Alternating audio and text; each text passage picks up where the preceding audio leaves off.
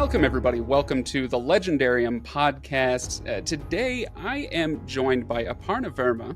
Aparna, welcome. Hello, thanks for having me. You're very welcome. Oh, I should mention, my name's Craig. Okay, people know that. We can move on. We're talking today about mythology and history. Although you don't know this yet, Aparna, I'm going to say true or feigned, as Tolkien would put it. Uh-huh. And its effect on writing, its effect on our consumption of writing, so all that stuff. We're going to talk about the confluence of kind of historical and mythological, what's the word I'm looking for? Influences on Yeah. all of us. But before I do, of course, I need to encourage everybody to go to thelegendarium.com where you can check out past episodes. There's the calendar for upcoming episodes if you want to read along with what we're doing. And there's also links to the Patreon page. Please support the show. I'm poor. And then also the Discord server where you can join in the conversation. And then also, if you go to the show notes, that's what that thing's called. I've only been doing this for 15 years, so it's hard to remember the word show notes. Go to the show notes, check out the link to Aparna's website where you can get the buy links and the information all about the book that we'll talk about later in this episode, The Phoenix King. So Aparna, let's talk mythology, history, Let's get and into its effect on us. Yeah, let's get into it. I love this. Let's start with your background, Mm-hmm. so that we know where you're coming from. People already know where I'm coming from. I'm a white guy from Utah. I grew up, generations long American. So people know where I'm coming from. Where are you coming from? Yeah, well, I was born in India. So I was born in a little small sleepy desert village called Badra in Rajasthan, which is the desert state of India. And when I was 2 years old, I immigrated to the United States. So most of my life, I've grown up in the States, but I have, always gone back to India to visit. And we would go during like the sweltering summer. So we would go for 3 months a pop during monsoon season. And it was quite the ride as a kid. But I think it was so influential in my sense of identity, my sense of storytelling too, because learning about the mythology and the history of surrounding the Indian subcontinent has really influenced my own writing and also just my general interests. So, which is why when you mentioned this topic, I was like, yes, like I can talk about Indian mythology, but also all the ways that Indian mythology has kind of like traveled through the Silk Road and how it's like butted up against like other myths like Greek mythology. So very excited. So we have a choice. There's a fork in the road, and as the poet says, we can only go one direction, right? Yeah. No, that's not true. We'll come back and we'll take the other fork in a bit. But the question is, do we talk about the personal effect that it has on you individually or us individually as readers and writers? Or do we talk about the greater kind of cultural and global effect of these myths and whatnot bumping up against each other, as you say?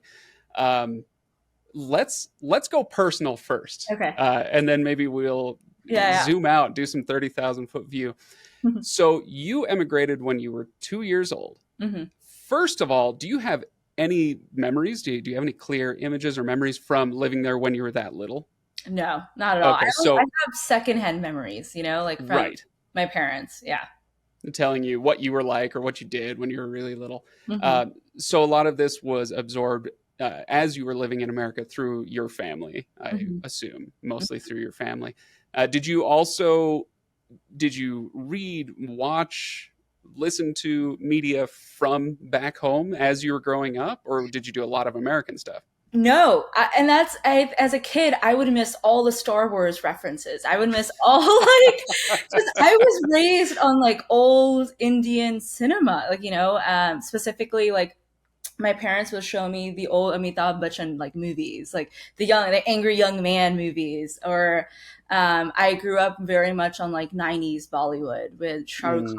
Khan, which is why I feel like I'm a romantic at heart because I grew up on his movies. All like the cultural tidbits that my friends would know in school, they knew all like the pop stars, the singers. I didn't know anyone. Like I knew the Indian side. I could tell you everything about the Indian singers and the Indian filmmakers, the artists, some of the books. but I couldn't really tell you about the American side. I had to play a lot of catch up, and I was bullied a lot for it too because I didn't know who the Beatles were, you know? And I was like, but I know who Liv Tyler is from Nature. And I was just like, so that was me as a kid. When I was a kid, not that this has anything to do with mythology, unless you're just talking about general cultural atmosphere. I came across oldies music when I was a kid in the 90s. So it'd been like 94, 95, something like that. And I came across the old like jukebox oldies radio station and was a smitten kitten. And so I just absorbed that stuff for years, 3, 4, 5 years. And so when I got to junior high, I was bullied as well because I'm like, what's NSYNC? What do you, who is this Britney Spears you speak So, of? I'm like, you want me to tell you chapter and verse about the Who? Bring yeah, it on. Or like Elvis Presley? Okay, I got you. Anyway, yeah. We were uh, old souls as kids. that's right. You know what? That's right. Good. We've already formed our connection. So, um, all right. So you grew up mostly doing Indian stuff, media wise. Mhm. How then did that affect you as you started to incorporate the stuff that your peers were making fun of you over, and you're like, oh, okay, I guess I better listen to this music or watch this Yeah. movie or something? How did that go for you? For me, it was like doing it in secret because I didn't want my friends to know, oh, I'm playing catch up. I remember very clearly in like elementary school, this one girl asked me to name the Beatles songs. And I was like, I don't know. And I was ripped apart because I didn't know any of their songs. I remember the next night I would I looked up, I was looking, I was like, what are and I felt like the next day one day I was like, ask me again, like what are the songs? And so, but I had to do it kind of like in secret. Like I felt so Right. embarrassed. And I think especially as an immigrant kid, you grow up, at least for me, I grew up with this sense of embarrassment of my heritage. And I think Mm. this is what the kids would call a canon event based off the Spider-Man movie. Um, Oh, the new one. the new one, it was a canon event. I As haven't seen it yet, so Oh no, okay, well I you'll know, I know. reference. It was a canon event for me, and I think for a lot of other like young brown immigrant women, of like trying to distance yourself from your heritage because that's what led to you being bullied. Right. Like I would bring Indian food to school as my packed lunch, and the kids would like shrivel their nose, like, "What is that smell?" And I was like, "I bet you love Indian food now. I Oh, I bet know. I met you today." You would say, "Oh, I love chicken tikka masala," and I was like, "You're pronouncing it wrong," So I think like as I grew up, I understood that my heritage was my superpower, but it took a lot of relearning and a lot of Mm. like forgiveness of self forgiveness, I guess, to really come to terms of not being embarrassed of my culture but really celebrating it. And by embarrassed, it was like the little things, like I would tell my moms like, don't give me Indian food anymore, give me American food. Mm. She's like, American food sucks, and I'm like, yeah, it does, but still, like I But can't. still, I have to do it. Or I tear me apart. Yeah. I'm sure that this is you're not the only one to go through this experience, right? And it's not just brown immigrant women either. I dated a girl in high school who had moved from the UK Hmm. when she was 10, 11, 12, something like Yeah. that. So she had this thick British accent and got bullied into oblivion, and so she got rid of her accent. Oh no. And she still doesn't have it to this day. It just, it kind of breaks my heart. I'm like, oh, that's so sad that Yeah, you felt like you had to do that. I agree. Um, Yeah. but it does, those experiences do shape who we are for better or worse. Yeah. And, and I'm sure that it was, uh, that it did have some effect that you were able to take advantage of as you moved into your artistic endeavors, right? Yeah. So without getting too far into your book, which we do want to talk about, as you started writing, you got into it's the Phoenix King. Originally, like I said, it was The Boy with Fire, originally self-published with that title. Mhm. Um, did you feel like you were trying to lean heavily toward your Indian heritage and lean into that kind of cultural water, to swim in, so to speak? or do you feel like you wanted to marry the two, your Western and Eastern backgrounds? How did you approach that? Yeah, when writing the book, I first started writing it I would say I've had this idea for the book for like over 13 years, and when it first came into my mind, it was a very simple sentence of a thing. It grew and it matured as I grew and matured, I think, and I think those are the stories that are really special to you because you kind of grew up along with them. Mm. And I looked back at some of the original manuscripts. I think it was first called The Assassin, and then it was called The Boy with Fire, and then it was called The Phoenix King. And I could just see the growth where I became less and less Western in my storytelling, not only the structures, but also like the way the characters talk, the way they dressed. Some of the religious systems in the book started to transform, and I think became more true to myself. I think it's really interesting when I look back at those older manuscripts to see the growth of myself, of really understanding who I am and where I come from, and coming to celebrate that. Like I said before, I think like when you're an immigrant kid, you have to live. You quickly learn how to survive, and sadly, that means veering away from the things that make you different, which is your heritage. But as you grow older and as you identify, you have a better sense of self, you have a better Mm. sense of self worth and self confidence. I became to really understand and value my cultural heritage. Like I would revisit the Ramayana or the Mahabharata because I just love those stories and I grew up on them. But I never really read them critically. Like when I read, my mom would tell me those stories growing up as a kid, but I wouldn't really. And to me, they were just like big epic tales of like heroes and goddesses. But when I started to reread them as in high school and as an adult, I realized just how much beauty and philosophy were in those stories, but also it reminded me of why I wanted to be a storyteller. So break that down for me. Being a storyteller Yeah, versus, versus being a writer versus being an yeah, author. I don't know yeah, quite what to put it against, but yeah, a storyteller is it's not something that every writer, not a word that every writer uses yeah, consciously, yeah, even though that's what they all are, right? But yeah. yeah, what do you mean when you say, okay, so I want to be a storyteller? Why do you use that word? I think authors and writers, that's writing is more of like I would say modern invention with like the type form and printing and the print machines. Like when printing press came to be, like that's when we saw writers. Hmm. We and that's when we got more authors. But storytellers are ancient. Storytellers have been since the beginning of time, or else how do we know these epic tales, these religious books? They're from storytellers. Remember, way back in the day, oral storytelling was the way people uh, transmitted information. That's how they held on to their heritage, held on to who they were. And so to me, a storyteller is more truthful in who I am, because I explore storytelling not just in the print form, but I've also done audio storytelling, I've done podcasting before, I've done video storytelling, I've done mixed media. And so I think a storyteller's kind of touches into that ancient, just I would say that ancient instinct that we all have, and they just learn to fine tune it over time. And that's why I think storyteller is just more on the nose than an author or writer. Sure, sure.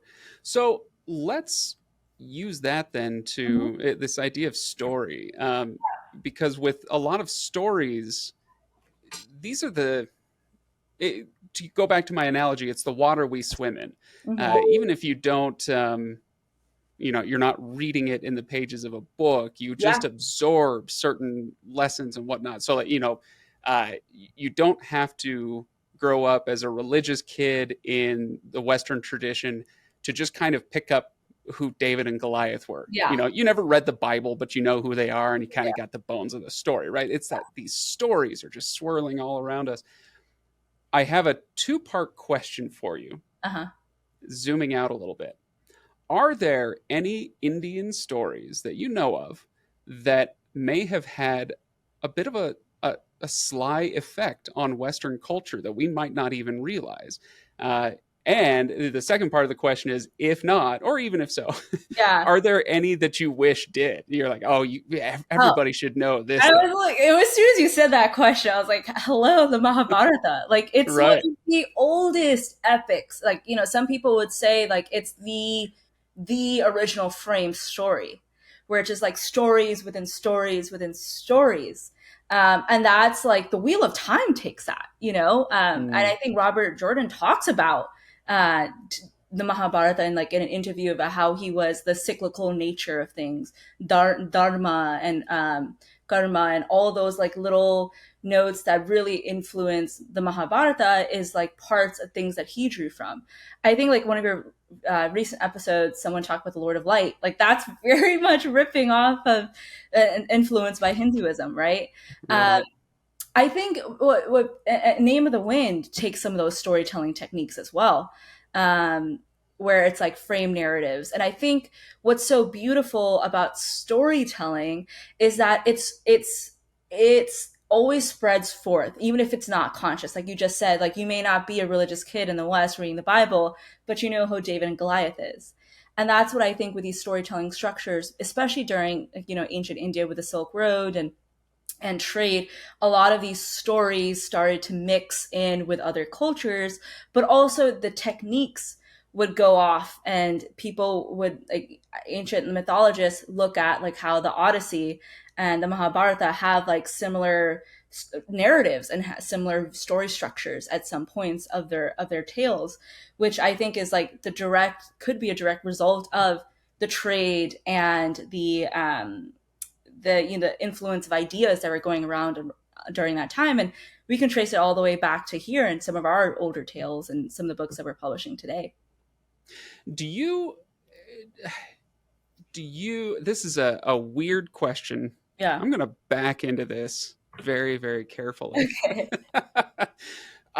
But the thought occurred to me, you're talking about the influence going back thousands of years. Yeah. Cultures have come together and influenced each other. And um, is there any danger as the world becomes more globally interconnected Hmm. of all of these stories and whatnot just kind of melting pot together and coming together and forming just a giant Yeah. soup Like, together?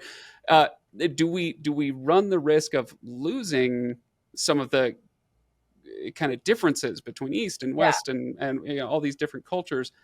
Um, or is that not something we should worry about? Hey, let's throw it all in the pot and be one happy human family, or something like that. I'm not sure where to go with this. It's a funny question you say that, because I feel like that's been happening since ancient times. Mm, I'm forgetting the name of this source, but it was something that Shannon Chakraborty talked about when she was researching Amina al Sarafi, like her latest sea pirating adventure book. And she posted about how one of the sources that she was talking about, looking at this, talked about Ravan and Sita, which is from the Ramayana, but in their context. And you're like, wait, I know this is from the Indian source, but it's happening here in this Muslim narrative. And so mm, this has been happening for all of time. I think in the modern world, we're becoming more conscious, I think, of the roots of where the storytelling comes from. And I think being more protective of them than mm, say before. So there's a lot of talk about, if you are like, even with white writer, if you're a white writer, should you be able to write about Greek myths? Are you taking away from people who are actually Greek writers who want to talk about their culture? But a lot of the spaces in publishing have already been taken by the likes of, say, like Madeline Miller. um, there's also questions of like marginalized identities being represented properly by someone who's not part of that marginalized identity. I think those are where we start to feel a little bit of that friction. But personally, I believe that as writers, as storytellers, one of the best things about stories are their universality, right? I can identify with the Odyssey. I can identify with, even though I'm not a mother, the mother in Shannon Chakraborty's like book, Amin al Sarafi, and that's what makes us human. That's what makes storytelling and books and tales so beautiful. And so I always encourage writers and storytellers who start to endeavor into like different roots and different cultures to really do their research and ask themselves, am I the right person to tell this story? And if so, how can you do it in a way that's honest and respectful? I think Mm, that's, at the end of the day, you want to be respectful of the culture that you're drawing from, yeah. Yeah, I because think that's oh, sorry. Go no, ahead. go ahead. Yeah, Uh, that's it. Yeah. that's totally fair. You do want to do it respectfully. And sometimes though it's hey, I feel like there's this story that needs to be told, and I don't want to just wait around for somebody to do it. And so it's how do you approach it, Hmm. as you say, respectfully? That's it's going to be a very important question for somebody approaching somebody else's culture. Yeah. But it's like so much else when it comes to art. Um, it's not whether you should do it, it's how well can you do it, right? Hmm. So if we'll forgive a multitude of perceived sins if the product is respectful, well told, a great story, then it's like, who cares, it was amazing. Yeah. Yeah. So yeah, okay, let's zoom back in and talk about your book Hmm. specifically and how you consciously approached this story. So Hmm. in fact, I'm doing this a little earlier than I normally would, but I'm going to ask you for the elevator pitch on your book, so that we know kind of the bones of the story that you're telling, so that we can kind of talk about this in terms that we'll understand. So tell us a little bit about the book. Yeah, so The Phoenix King is a Indian inspired sci-fi fantasy. So think about like a futuristic desert kingdom, still influenced by ancient traditions and customs. If it's a multi POV book, and it's told through the narratives of an ex-assassin, an heir, and a tyrant's struggle for power when a vengeful god reawakens and threatens to send a prophet who will take back their kingdom and burn down all the sinners. So it draws a lot from, like, it feels epic. And That's awesome. thank you. What I love about it is that I love genre bending. I love stories where I see a little bit of both, and I love how with SFF you have both sci-fi and fantasy, and it really blends. Like, you'll see Alina riding on a cruiser with a pulse gun, but then you'll also see her in like the game field with her sling sword doing fire bending. So like you have a little bit of uh, both, which I think is like really how I see India. I think like there's, when I would go back to India and visit India, I was always appalled and mesmerized of how the past was right like shoulder to shoulder with modernity. So like say mm, if I went to Delhi, which is like the capital city, I would see old monuments right next to like high rise, like next to like these beautiful cars, or like people dressed really well in like a Western fashion. And you're just like, wait, what's going, you're like, what is going on here? And I think it just shows something that's like very truthful for all of us. I think no matter the culture, no matter the times, is that there's always been a blend of the future and the past in our present moment. yeah. So it only made sense to me if I was writing a book that very clearly showed that, because no matter how much we advance, we're still looking back to our roots, our traditions, and our culture and religion to kind of guide us forward. It's as you were giving the description, um, it kind of ties in with what you were saying earlier, where some stories are simply universal, or the way that we conceive of the world around us. And so if you just swap out a polytheistic religion for a monotheistic religion, and you said the gods, angry vengeful gods, are going to send a prophet to retake this or that city, it's Yeah. oh, okay, you mean the Old Testament. Yeah. where God gets ticked off and says, "All right, I'm going to send a prophet, and he's going to Yeah. destroy the city." It's so And, so it's and remarkable as you're giving your thing, where I'm like, "Oh, you know what? I'm on firmer footing than I thought." yeah. Going into a story like this. And what's so interesting is like going back, these ancient storytelling structures from our religious texts are informing how we look at stories today, right? Like you were just talking about the Old Testament structure where, you know, God gets pissed off and he sends off, a way to, make the sinners pay. That's something that I feel like is a narrative throughout different cultures and different religions, and not just monotheistic religions. In Hinduism as well, we have Mm. a thing called we call it yug, or like time eras, and we live. I think what we would call the Kali Yuga, which means like it's this time of debauchery, and we need to awaken and understand the light, or else things will get worse from here. Which is a very like apocalyptic, similar to the Bible in a way, Oh yes, Sodom and right? Gomorrah and all that stuff. Yeah, Right. absolutely. And so you're just like, wait, how are these two like relating? But I think it's all because, borders are a lot thinner and blurry than we think, especially when it comes to different cultures. I think we like to think that they're separate, but Yeah. cultures and religions have been talking to each other for a millennium. So it only makes sense that stories and how we perceive the world now takes from a little bit of both. Yeah, yeah. It's as I was reading Palace of Illusions Mm. with Vaishnavi Patel. Go check out that episode, everybody. It was excellent. I really enjoyed that conversation. But as I was reading it, and I think I mentioned this to her, I kept feeling like I don't understand the specifics. Like these names are Yeah. new to me. Most of them are new to me. Uh, the the specifics of how they talk and interact with each other, Mhm. that's all new. But the foundations felt familiar enough that I was drawn through the story. It didn't feel so alien as Yeah. you might think. Like, Yeah. oh, I didn't grow up knowing anything about Indian culture. Well, this is an entry point, right? The Yeah. Palace of Illusions was a great entry point for me to start thinking about some of these old myths Yeah. and legends and whatnot. Do you try to incorporate stuff in a way to seed curiosity about myths and Mm. history? Or is that, if that happens, is that accidental in your work?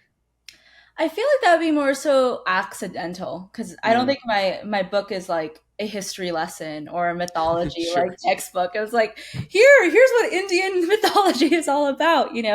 Um, I think if, like you were saying, like if you are part of the Indian diaspora or like from the culture, you'll pick up on the little tidbits. Like you'll get like a little bit more of the cultural significance. Mm, But even if you aren't familiar, it might that's personal, right? Like you might learn more about Ma Kali or Durga Ma, which are like the two goddesses that inspired some of the world building, the idea of the phoenix, and also Alina and Firma's characters in the book. If you fell in love with their characters, and if you fell in love with like the world building, you might want to learn more about Kali Ma and Durga Ma, and understand their origin stories and what they stand for. Um, which, like when I was researching the book, it's funny, you were bringing up earlier, when someone does it well, bring it from another culture, like we don't like, it's okay, like, but right. I've found like, going back in time, like even like Indiana Jones, the Temple of Doom, or even Zelensky's Lord of I Light. knew you were going to bring it up. I was like, And oh, I don't think this is good. Like time out. Like this is really like, who let this pass? Because like in like everyone know, like Indiana Jones, Temple of Doom, like it's based off of Kalima, like and her followers, and they're demonized. And I think it plays into a very Western viewpoint of Kalima. Like, for those of you who don't know, Kalima is this warrior goddess of Hinduism, and she's dark skinned. She's often shown like having like a garland of skulls around her neck with like wide eyes and like a red rolling tongue. So people think that she's more of a demon than, say, a goddess, right? They think she's mm, destructive and vengeful, which is something that the people in the book think of the phoenix.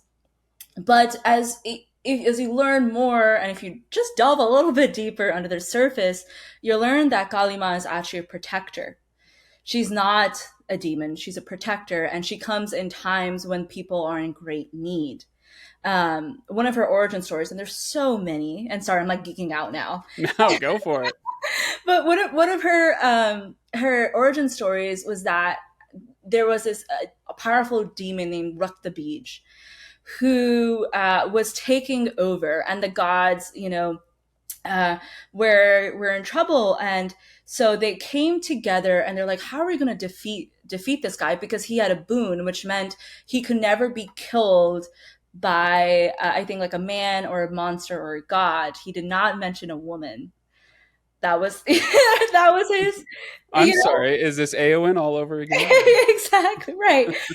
So it's so they came together, and in this origin story, like the gods gave different parts of themselves. So I remember when I was researching, one of the things that really stuck out to me was Agni, who is the god of fire, gave his spear. And so in the Phoenix King, there's this part where one of the characters wields this spear of fire, and that's from specifically like drawing from that myth. And they put all those parts of the gods together, and from it came not another god or a man but a goddess. And Ma Mm, Kali stepped into the battlefield with her thousands of Chandikas, who were female warriors that inspired the Yumi in the Phoenix King. And they killed Raktabij's demon army. But Raktabij had a trick up his sleeve where whenever a drop of blood dropped, he would like come back to life, And so Ma Kali drank his blood so that he would never, lovely. never come, like never get reborn. And so I Yeah. think like people get like grossed out, or like, oh my gosh, like that's so like demonic. But to me, and this is the way, like again, like coming from that cultural perspective, Ma Kali, Ma means mother. And if you think about mothers, they will do anything to protect their child. They will do anything to protect their family, mothers and fathers. And so for me, Ma Kali is this emblem of a warrior, of a mother, of a protector who will do anything in a great time of need to protect her family. Yeah. Um, and that's how I saw the Phoenix, in the Phoenix King. And that's how I see some of the female characters. And you'll see some of that misconception of vengefulness in the characters and how they view the. Some of them will see the Phoenix as a vengeful goddess. Others see her more as a protector, and that's drawing directly from these different perspectives when it comes to Kalima. And the best thing you can do for your story, well, one of the best things you can do for most stories, a little ambiguity. Let Yeah, the reader decide for themselves what they think of it. Yeah, I love exactly. that. So, man, there are so many, speaking of geeking out, tangents that we could go on Yeah, just with all that stuff you just said. First of all, I cannot believe that you're saying that Indiana Jones and the Temple of Doom was somehow culturally insensitive in oh some my way. goodness. I won't hear of it. Okay. What a left uh, field. yeah, right. Um, let's see. What was the other? Oh, and how Lord of interesting Light. that. What's that? I was going to say Lord of Light. That was the other example that I put up. Yeah, this Zelazny, not exactly. Let's just say he was playing fast and loose, Yeah, right, with some of his cultural references. yeah. So yeah, uh, and yet, Lord of Light, very interesting book. So Mhm. no, the other thing I was going to say is as you were telling that origin story for Kalima, uh, how interesting that presumably thousands of years ago, whenever this story started and was told and retold and whatnot, we have examples of culture taking a look at themselves and saying we overlook women. Yes. we and look at this loophole Yeah. that is a very believable one for us to have created by not even thinking that women might have the power to do X, Y, or Z. Yeah. So again, that's probably a topic for a different day. But there's just so much when you get into some of these ancient histories and mythologies, and try to untangle what the story would have meant back then. When was this part added? As we throw our own ingredients into the cultural soup every generation, things it's I don't know. I find it endlessly fascinating. I do too. I feel like if like when you start going into comparative mythology and you start to pick up like the different threads of different cultures in similar stories, you're like, wait, like this is something like, like even with I think of like even with Beowulf, right? Mm. With Grendel, like his mother, we also see her as like demonic and monstrous, but she is very much in grief with the death of her son, who was like cruelly taken away, cruelly killed. And so I think when we apply those critical lens, we start to view these ancient stories in a different way, and we realize like, dang, like women have been getting the short end of the stick for like a millennium, like we've always have. Yeah. See, I always pictured Grendel as Angelina Jolie in high heels. Oh my god, yeah. Oh, speaking of insensitivity toward source material. Wow. Uh, wait. Okay. All right. Rewind. Forget I said anything. All right. So I want to encourage everybody to go check out The Phoenix King. My pre-ordered copy is already on the way. Or Good. is it out yet? No, it When? comes out August 29th. So I That's don't. what I thought. Yeah, we've got another month.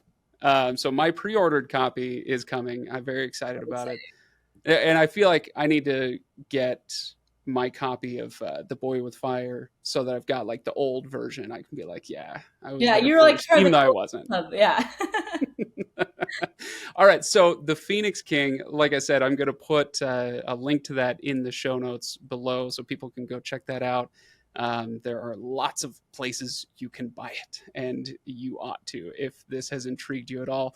Aparna, any other parting thoughts on your book, on any of the topics we've mentioned before we call it for today? Uh, Good question. I will say this. Yeah, go for it.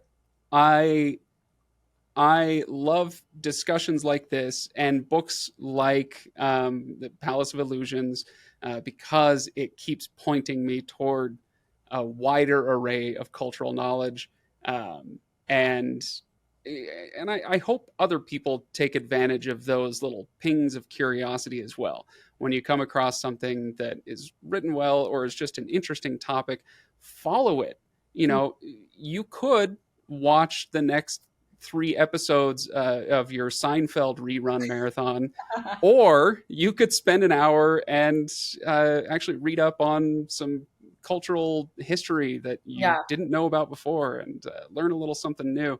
So let those curiosity threads be pulled, right? And go yeah, for it. I Learn more agree. stuff.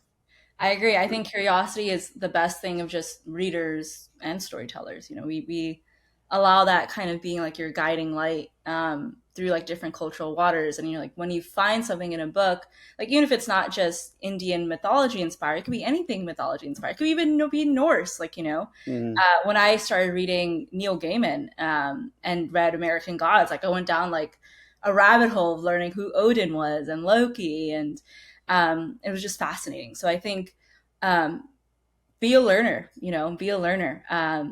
Let your curiosity speak for itself, and then as you're reading and as you're learning, try to find those similar threads in these different cultures, and you realize we're a lot more interconnected than you may have previously thought. Well said. Be a learner. Okay, everybody, be a learner. You can learn more. I'm so good at this, you guys. You can learn more by going to the show notes, checking out Aparna's website, and of course thelegendarium.com. I can speak. This isn't even a long episode, and I feel like my tongue is a little heavy now. But Aparna, thank you so much for joining me today. It was a real pleasure. Thank you for having me. All right, so Aparna has left the studio, so to speak. I want to start doing a few more of these kind of post recording thoughts. But I really enjoyed that conversation with her. Uh, But as she and I were talking after the recording, it was we were kind of both saying, "Boy, we skated over a lot of stuff. We kind of bounced across the surface of a lot of ideas, but didn't really dive very far into any of them."